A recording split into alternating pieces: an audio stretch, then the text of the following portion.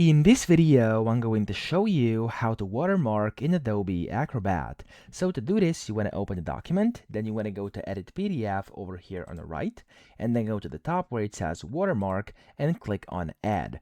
Now when you do that, you can add the watermark over here. So if you have any saved settings, you can add them here. I don't. So you can of course use either text or file. First, I'm going to do some text. I'm just going to type in watermark like this. There we go. We have the preview over here, and then you can change the font, the size. You can change pretty much anything. So I'm just going to make this one bold.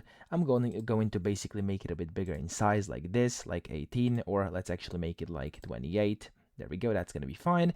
Then I'm going to change the color. I'm going to make it like light blue like this. You can change pretty much anything you want, and the appearance as well, like rotation over here. And then whenever you're done, click on OK or apply to multiple files if you want to.